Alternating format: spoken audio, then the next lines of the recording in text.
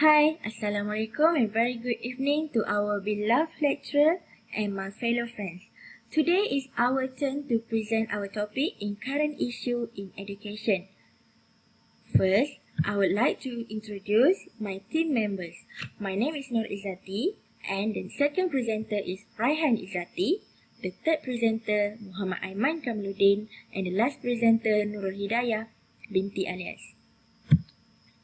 As you can see here, we're going to present a comparative education between Asian and non-Asian country, which we choose to compare Malaysia education with Australia education system. Why we choose Australia education? The evaluation of the education system conducted by Economic Cooperation and Development (OECD) placed Australia education at 8th place from 38 non-Asian countries in the world. Wow, that's amazing. Okay, now we look at the philosophy of education between Malaysia and Australia.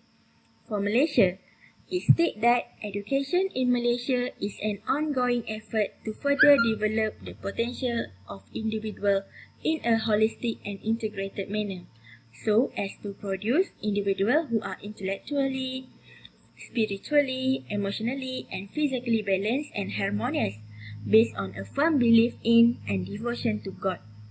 Such an effort is designed to produce Malaysian citizens who are knowledgeable and competent, who possess high moral standard, and who are responsible and capable of achieving high level of personal well-being, as well as being able to contribute to harmony and betterment of the family, society, and the nation at large.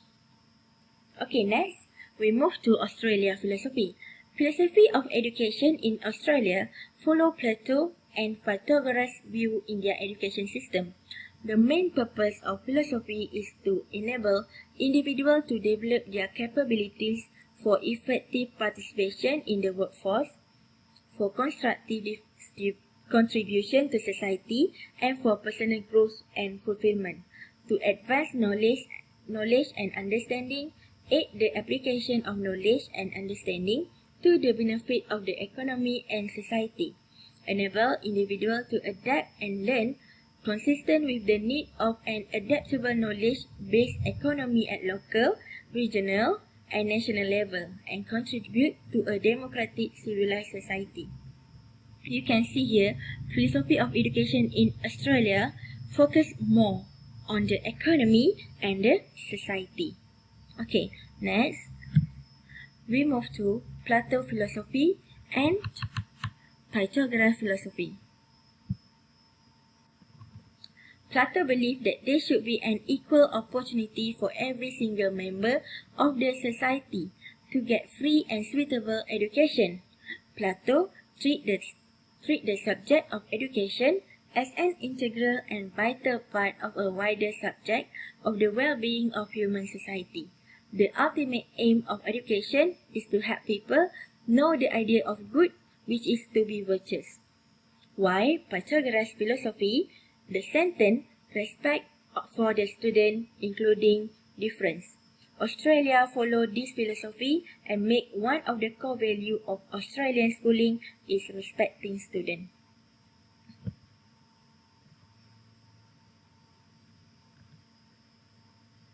Now, we will see education system in Malaysia and Australia. Okay, there are several important points that I want you to know. The first one, compulsory education. In Malaysia, it is compulsory to study for 6 years. Mean it is compulsory for everyone to go to primary school. And the language of instruction used are Bahasa Melayu, Chinese, Tamil, English, especially at graduate level. Why? In Australia, the compulsory education until age 16, or we can say until Form 4. Okay, for the language of instruction, they use only English. In Malaysia, we start the system from the kindergarten to primary school lower and upper secondary school, and then the last year student, which is Form 5 student, will take SPM, Sijil Pelajaran Malaysia.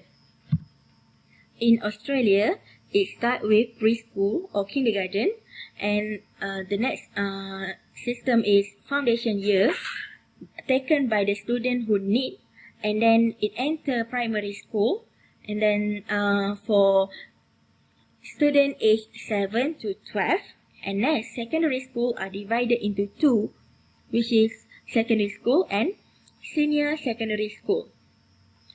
For senior secondary school, the exam that they will take are HSC. What is HSC? It is Higher School Certificate, and it is also the entrance exam to the university, just like the SPM we have in Malaysia. Next, Malaysian curriculum. We will differentiate the Malaysian curriculum with Australian curriculum. In Malaysian curriculum, we have integrated curriculum for primary school and secondary school. The integrated curriculum has different for primary and secondary because for both level, we have different target. In primary school, level 1, grade 1 to 3, it emphasizes on the acquisition of reading, writing, and arithmetic skill. While for level 2, grade 4 to 6, they reinforce the mastery of this basic skill and build strong foundation in science and mathematics. For secondary school, integrated curriculum provide knowledge and skill for problem solving and decision-making skill guided by moral value. It prepares students to pursue further education, develop conscientious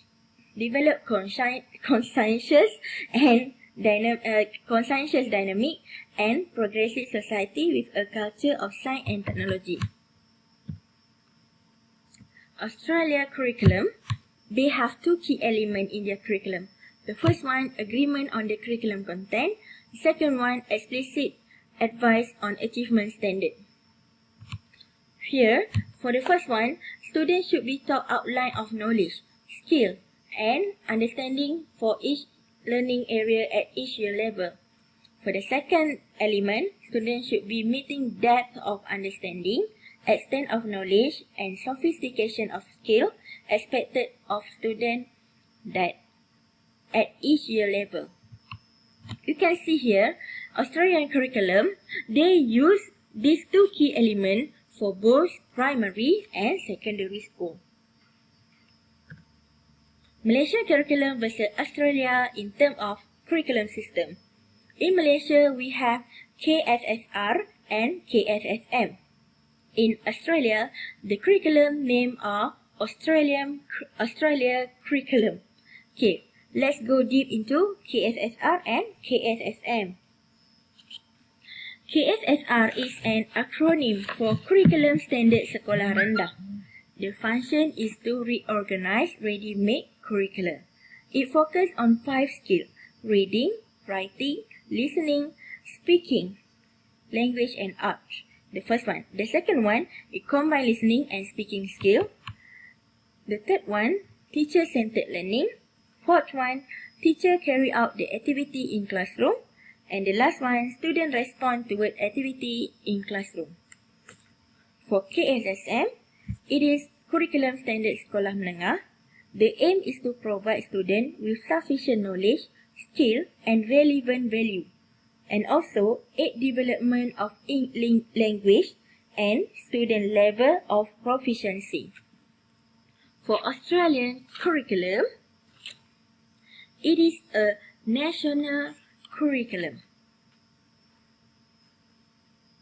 So, here we know that it is planned for all schools in all states in Australia, from kindergarten to year 12, or from kindergarten to Form 5.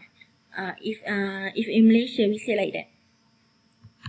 Okay, so why this national curriculum used for all primary and secondary school under progressive development, review and implementation. National Curriculum Assessment is one of the national curriculum Australian curriculum assessment. It is generally meant to testing students whether they meet the national standard or not. This curriculum is developed and reviewed by Australian Curriculum Assessment and Reporting Authority, which is an independent statutory body well known as ACARA. Okay, next we go to primary school subject. Malaysia. We have Bahasa Malaysia, English, Mathematics, Islamic Study or Moral, Physical and Health Education, Pendidikan Jasmani, Art Education, Chinese and Tamil language for vernacular school. Australia, they only have 4 subjects, English, Mathematics, Science and Technology, and History. We can see here, Australia has less subject in primary school compared to Malaysia. Secondary school subject.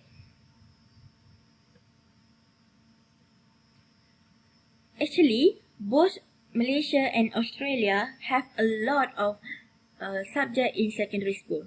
But the interesting part here, I want to show you that in Australia, they have dance and drama subject for secondary school. Australia is promoting student agency, so they want the students to enter the class on the subject that they like. For student agency, you will know about it more during Aiman presentation. The last term that I would like to compare is school time and school holiday. In Malaysia, the school start at about 7:30 and finish at 12:30 p.m. for morning session. For evening session, it start at 12:30 and end at 5:30 p.m. In Australia, the school start at 9 a.m. and finish at 3 p.m. 9 a.m. with 7:30 a.m. is a quite far hour for school. And students have 2 recess break for lunch and breakfast. And usually the students there, they love to bring their own lunch at school. School holiday. In Malaysia, it start in early January. In mid-March, there is a midterm break of about 1 week, a mid-year break about 2 weeks start around the end of May, and another break in August, and the school year end in mid-November. However, in Australia, the school start at the beginning of February, and 2-week break normally happen in April. The winter break is about 3 weeks in July, and December, the school year end for the summer break. So that's all from my part. I will pass the presentation to the next presenter, which is Raihan. Okay, hi everyone, Assalamualaikum and a very good evening. So, my name is Rahia Izzati binti Rosanizan and I will proceed with classroom management and school facilities.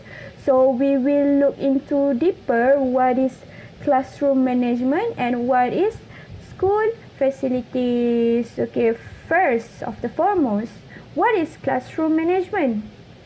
So, classroom management refers to the wide varieties of skills and technique that teacher use to keep students organized, tersusun, orderly, focused, attentive, on task and academically productive during class. So, in short, it's actually a skills needed to produce a productive class. Classroom management also create a set of expectation used in an organized classroom environment. It includes routine, rule and consequences. For example, back in high school, we have a routine every morning, right, before the class starts. Such as cleaning the class. One of you will handle to sweep the floor. One of you will handle to throw out the dustbin, the trash, and so on. So basically, there are 3 major components in classroom management. So the first component is content management. Content management occur when teacher manage space, materials, equipment, movement of people, and lesson that are part of a curriculum or a program of studies. As examples, we can see content management is our lesson plans. In material, we can see the examples such as the projector that we use to project the slide. The second component is conduct management. It refers to a set of procedural skills that teachers employ in their attempt to address and resolve discipline problem in the classroom. Okay, take a look into an example. One student is making fun and laughing at another student. So the teacher conduct to ask both of the students to work together. So conduct action. So that's the second component. And the third component is covenant management, that can be simplified as managing the interpersonal relationship in class. So how you can maintain interpersonal relationship in class? So by using eye contact, good clothing, and also being friendly. Okay, we are about to compare the classroom management between Australia and also Malaysia. So as you can see in this slide, there actually not much different between these two countries. Just in Australia, we have implementation of evidence-based practice. So what is this? Punitive practice, which is the same in Malaysia, and also reactive practice. In Australia, there are 3 types of classroom management that, based on my reading, I've got these points. And also in Malaysia, there are 1, 2, 3, 4. There are 3 points, which the first one set up rule and regulation, classroom seating, good verbal and non-verbal communications, and also punitive practice. So what is this? We will discover this one by one. So let's go to the first one, implementation of evidence-based practice. What is this? It is a practice that have been rigorously evaluated in experimental evaluation, like randomized control trial, and shown to make a positive, statistically significant difference in an important outcome, blah blah blah. So as you can see, the definition was not easily to be understood. So I will explain in Malay. It's actually satu praktis yang dah dinilai dengan teliti secara eksperimental dan terbukti memberi perbezaan yang positif dan berkesan. Okay. Involve the use of evidence to establish where the students are in their learning, di mana, decide on appropriate teaching, apa teaching strategies yang akan digunakan dan pendekatan apa yang akan digunakan. Dan yang ketiga, monitor student progress. Monitor lah, kita tengok student tu punya progress apa progress lah, process, and evaluate teaching effectiveness. So basically there are 10 evidence-based teaching strategies yang di-apply pada balik tadi Australia. Australia usually use this evidence-based practice in their classroom management. So the first goal, as you can see here, clear lesson goals, show and tell, questioning, and so on. So I guess you can figure out by yourself how it's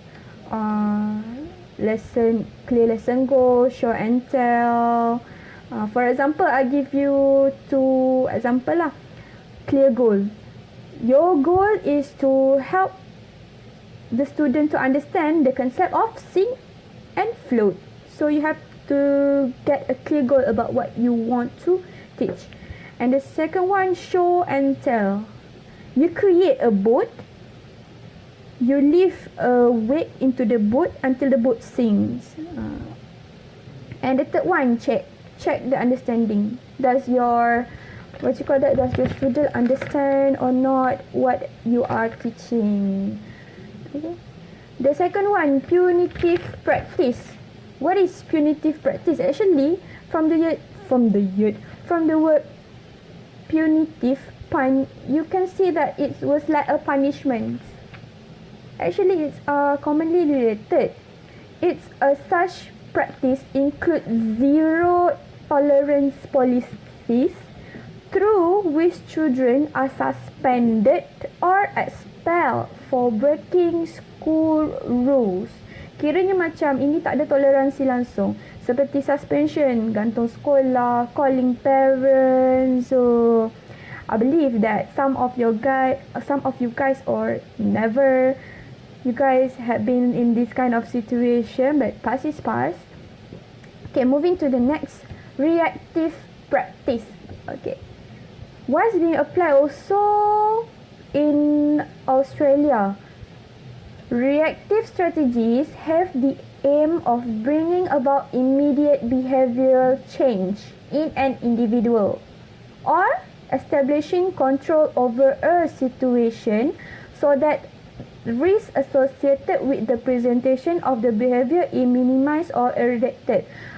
In short, reactive strategies ni digunakan untuk kita secara automatically kita nak dapatkan control over class tu. You can see from this picture, the teacher are smiling and stay in silent. As example here, stay silent if your class is talking. Maintain clear eye contact and don't write on the board. Contoh macam kita first time kita nak masuk kelas kan. Contoh, I believe a lot of you guys have been in practicum, right? So the first impression you have to give in order to get respect from the students. First, you come and you make a serious face and a silent face, so that the children know who in charge of the class.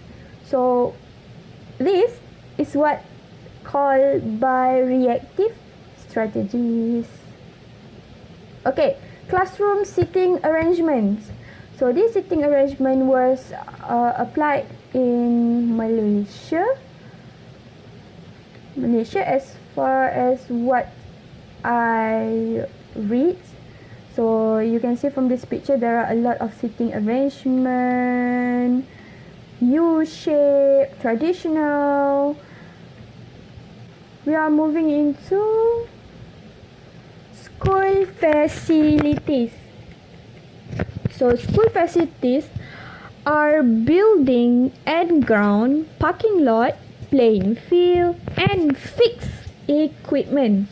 It is the board desire that the local taxpayer who provide the school should be able to obtain maximum use of the facilities to the extent consistent with the primary educational function of the school, macam parking lot, padang. Kita tengok padang dekat sekolah tu kan, kadang-kadang kita boleh gunakan, orang luar pun boleh gunakan. I believe that acara dilakukan di sana. So that's the example of school facilities. So we are about to compare the school facilities in Australia and Malaysia. Again, this is based on my reading and a few research that I have read, and I have highlighted the point. So in Australia, the school using smart board in their classroom. So actually in Malaysia we have this kind of smart board, but it doesn't being used widely. Maybe because of the budget. Okay, and then comprehensive library, computer lab, science lab, music room, gymnasium. If you see Final Destination, you will see the gymnasium there was kind of advanced compared to here in Malaysia. Hall or theatre, you know that foreign country, they love theaters and also sporting facilities. But in Malaysia, there are 5 types of facility provided in government, namely administration space, academic space, support facilities, laboratory and open space. Actually, smart board also have in Malaysia, but from research that I've read, I didn't found any study regarding to it. So what is administration space, academic space, support facilities and whatnot? So the first picture, this is the academic space. This one is the open space, administration space, and also last but not least is the what do you call that? Gymnasium. The gymnasium in Australia. Okay, so with that, my slide and as a growing student, students are deemed to ask questions to adults that they're deemed to know how they are doing in their life, to seek their attention, to know what are their stance, are they wrong or are they right. These are checks of behaviors. Teachers are seeing every single day that I am asked to whether what is the best advice for our students now. Students should have high belief of themselves. I myself have experienced that before during my school days. It wasn't a very good experience. Most schools have that negative perception towards the behaviors of students and their abilities. What does it mean? It means that students do not have the trust from the surroundings of their schools, including teachers. That's very sad. The negative identity of the students that they brought them to themselves are actually false identity themselves. The real agency is self-belief. There are certain student tasks that are deemed to prepare students to become ashamed of themselves, to be labeled as something that is not good, or even sometimes they feel useless about it. When it comes to the challenges that students to build the foundation of agency within themselves, students should not have the negative beliefs of themselves. How they portray themselves to others should not have that negative energy from the inside of their head to the audience. The Lord, students should be optimistic when it comes to failing rather than succumbing to be or a bad omen. What can we do to make the shift of balance for students' behavior? While there are no clear definition history of student agency, there has been different names for student agencies like non-formal education, personal learning network. Australia listed as one of the OECD countries which stands for Organizational Economic Cooperation Development. The OECD Learning Compass in 2030 is part of the big plan. They define the education system to be such that knowledge, skills, attitudes, and values that learners need to fulfill their personal potential to contribute to the well-being of communities and the planet. The visions of education, continuous improvements of students implement skills to become truly authentic, whereby they're passionate about learning and to excel in chosen field. Australia is listed as one of the best education places on earth. World-class education institutions. Students' agency in Australia comprises of analysis of students' health as a culture. The goals of student agency in Australian perspectives that students have to have strength. Students need to identify the learning gap. They need to plan their own education journey. The role of the teacher is to personalize the learning experience, to facilitate, to instruct, guide, coach, motivate, feedback, and a feed-forward mechanism which utilize the efficiency of this system of feedback mechanism. Labeling students have long-term effects on how they behave in the near future. Sometimes the environments of the student themselves have zero positive environments for them to communicate with each other. And when it comes to these students tends to blame each other for their differences. Teachers should have hope of change that students will live their life to shape the future and development. The lack of method of teaching for future leaders. Teach a leader, we have to give the best example. For example, the easiest example is mathematics class where teachers teach students how to solve an equation. But the teacher must themselves be the leader to instruct students to do it. They must follow up the equation until its end. What are the rules that should be known inside a student agency? The students need direction, and too many options can quite become counterproductive for them. On the other hand, student agency is not free for all students. They need our guidance, and sometimes too many choices can be counterproductive instead of inspiring. Lacking of accountability, students must demonstrate the mastery of concept and themes. As students choose their own direction, the learners choose their own way, and along the road to mastery, they will still need course of correction from the teachers. All bodies of agency should coalesce together as being responsible for the power of change for student agencies. It doesn't matter if it comes to their parents, the schools, teachers. We will bring an engagement to students by effectively identifying the real student's voice. And from that, do a feedback from students so that they are free to assess teachers' learning style, and then from there on provide students emotional needs such as affection, care, and attention. Those are the basic foundations of student agency.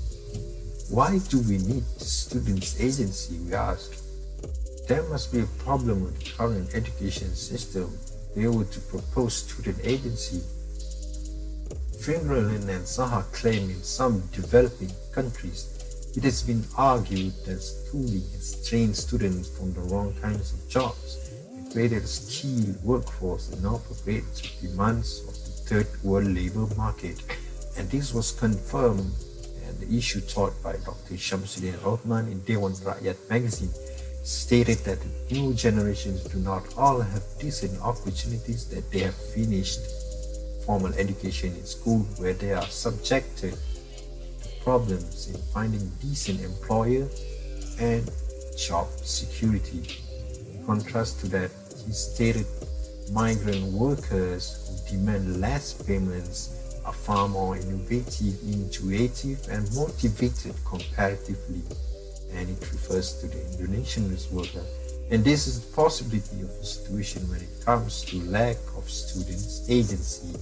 The role of the teacher is to personalize the learning experience, to facilitate, instruct, guide, coach, motivate, feedback, and feed forward mechanism which utilize the efficiency of this system of feedback mechanism. Teachers, as the builders of tomorrow, construct the ability of each single student, especially. What is basically teacher jobs is to assist planning for students in ownership of their own courses content. Teachers will deliver the lessons for students based on what choice of the students, which includes content, timing.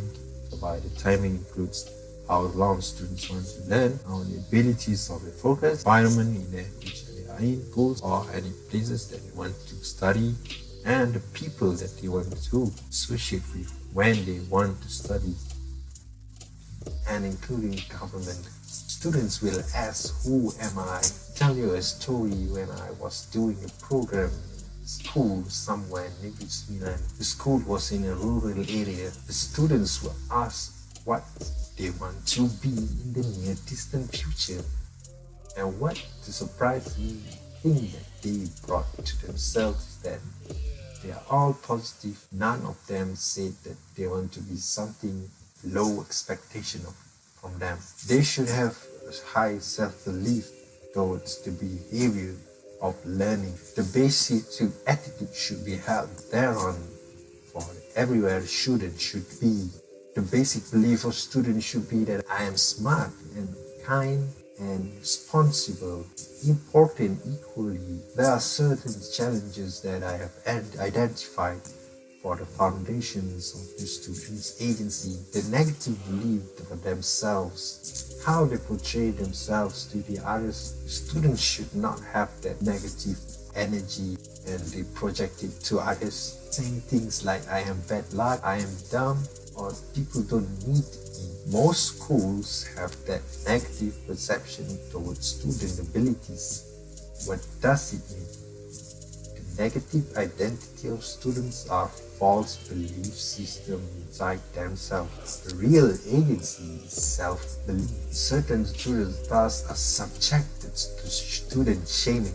I have gone through it myself in my education in school days. The act of shaming students is not really anticipating student agency, because everything that is related to becoming a student is that it is a learning process whereby there is much right thing to do. Teachers are neutral towards students. A proper attitude was providing a legal care brought by teachers are neutral to the students' needs. Teachers should give attention and affection to the students. Attention, affection is the focus of the student agency. It is equally important with knowledge dissemination and of course the moral values, that is to implement the kindness of the student. Social media influencers have a high reputation among students' idolship. There's too much false students perceive view of success.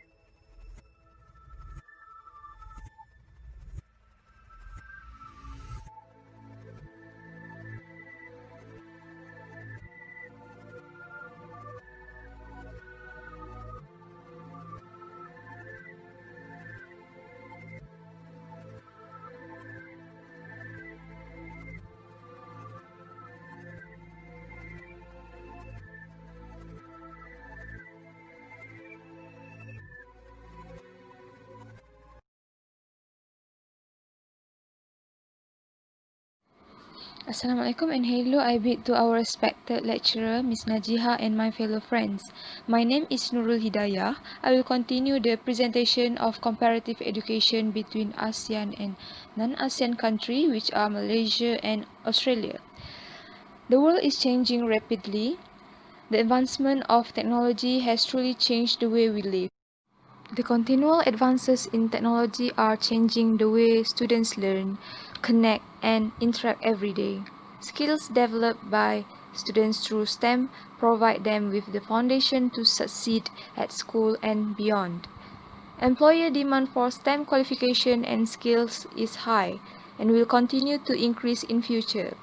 Currently, 75% of jobs in the fastest growing industries require workers with STEM skills. So let's take a look what STEM is. STEM stands for Science, Technology, Engineering, and Mathematics. The focus is on preparing children for an ever-evolving workforce. Parents and educators are responsible to prepare children for the workforce they will be heading into. Teaching them on how to use the latest technology and problem-solving skills give them the best chance to succeed. This is an example of STEM education in Australia, in which solar car can be produced by Australian citizens. From the pictures, we can see that the technologies and facilities there has contributed so much in the innovation. Australian Department of Education in this post tell us that why STEM matters to their teaching context. STEM qualification and skills are essential to Australians' productivity, innovation, and success. Malaysia is also following STEM education from the back through emphasis of 21st century skills, which are critical thinking, collaboration, creativity, and communication. Ministry of Education has been putting so much effort to make government aspiration come into reality. So let me tell you, students' performance can be measured through PISA. So what is PISA? PISA is the program for international student assessment held by OECD every 3 years. PISA measures 15-year-olds' ability to use their reading, mathematics, and science knowledge and skills to meet real-life challenges. PISA offers insights for education policy and practice, and that helps monitor trends in students' acquisition of knowledge and skills across countries and in different subgroups within each country. The report has shown that PISA in 2018 shows that Malaysia improves in PISA performance. Malaysian students have improved in mathematics and science according to the Program for International Student Assessment PISA 2018.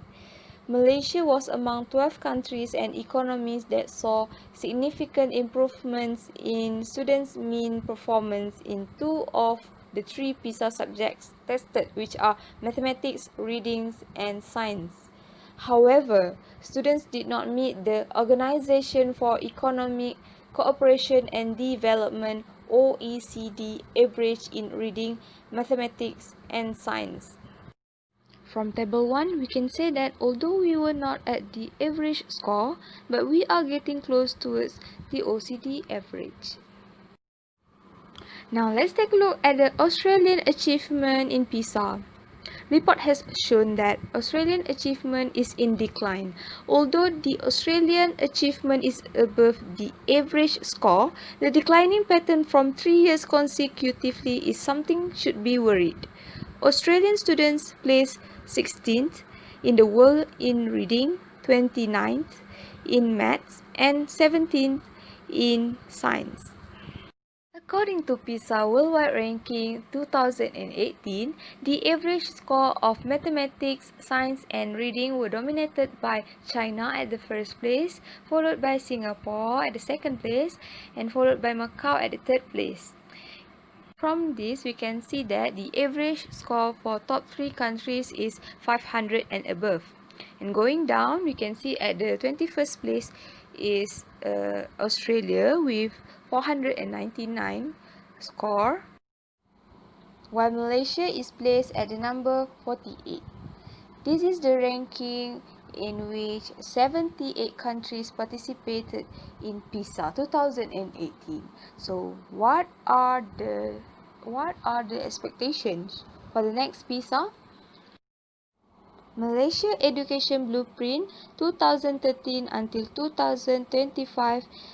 Malaysia aims to achieve above the global average and be in the top 1/3 of countries participating in PISA and TIMSS by 2025.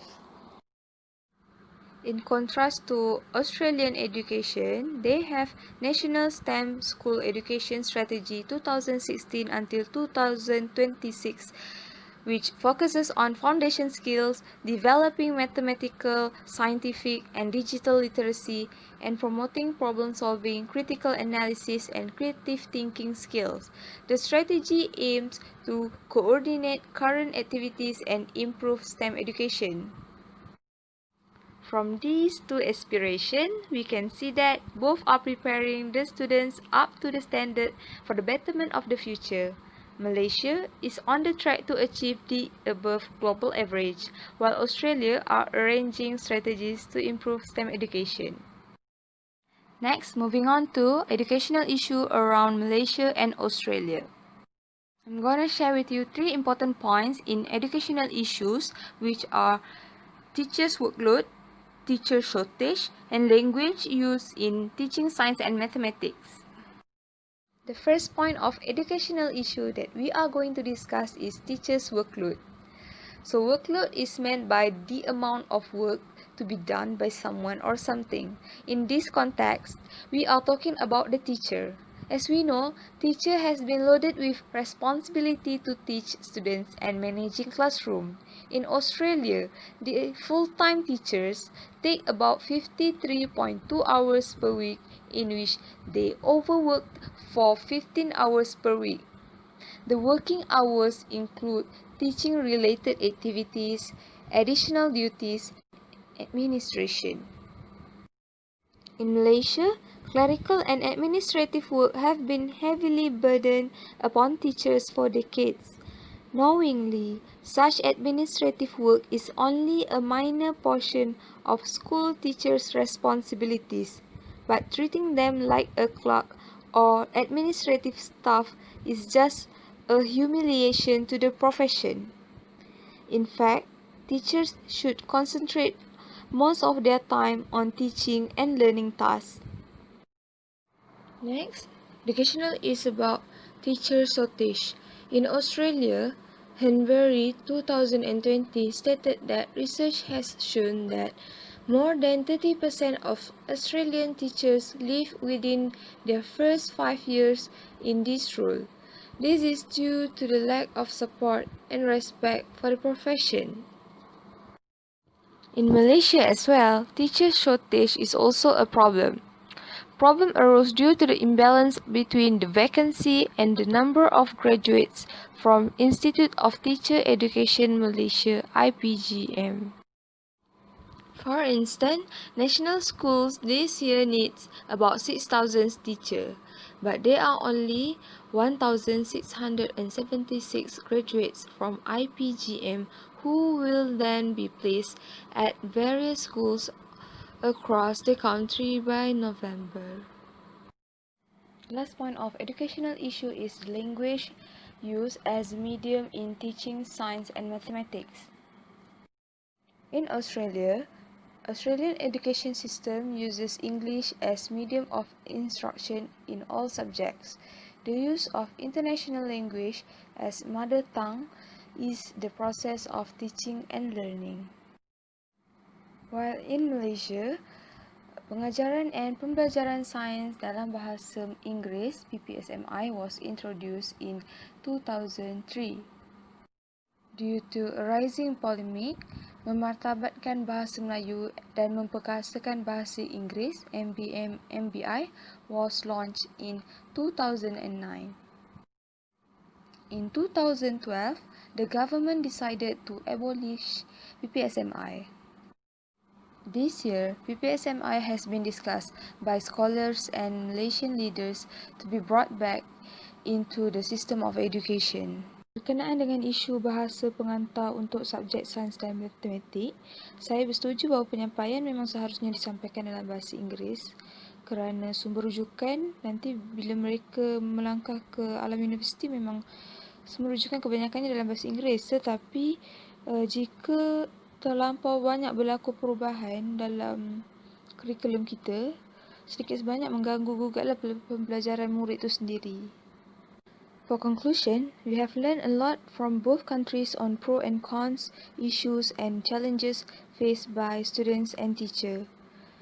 It is time for us to make a change for the betterment of our future generation. With that, I end this presentation with thank you.